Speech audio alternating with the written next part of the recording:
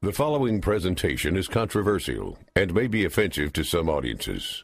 Viewer discretion is advised. Hi, my name is Josh, and this is a fish. In just a few minutes, I'm going to show you how this fish will help you get laid.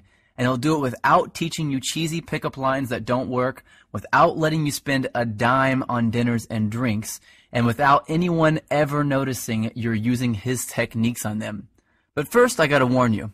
I've taught this technique you're about to learn to over 110,000 guys just like you who live in over 30 countries around the world, and it's going to make hot women stare at you and uncontrollably chase you. But to be fair to the other 100,000 plus guys who've shoved money in my pockets to teach them this technique already, I'm only going to be able to leave this video up for 24 hours. So this is literally the only chance you'll get to see this video all the way through. And if you actually think you have something better to do than learn this technique, then you're either gay, not that there's anything wrong with that if you are, or you're so old you piss dust. If you consider yourself an above average or even typical guy, stick around, this is totally for you. And if you watch until the end of the webinar, I'm going to give you the system that is literally step-by-step and is proven to create sexual intrigue that is so compelling and so powerful that almost any girl you use it on will find their panties around their knees, soaked to the max before she can even say, "My name is." Listen, I've pulled this off so many times, I've lost count.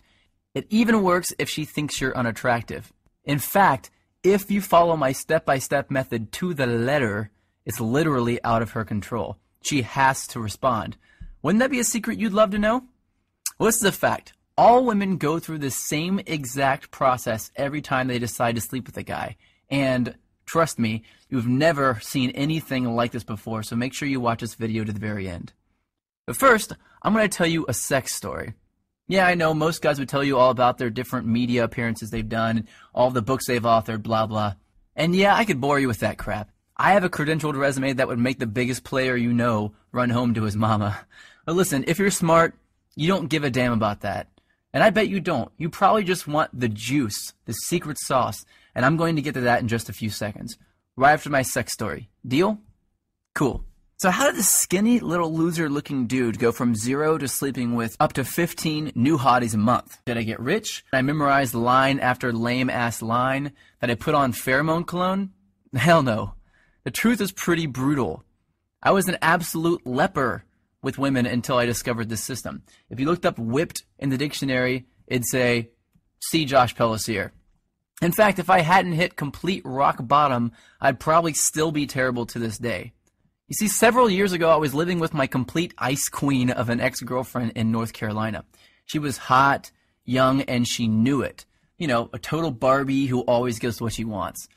And I thought she was amazing in bed. Now that I've been with a few hundred more women, I wouldn't even rate her a 5.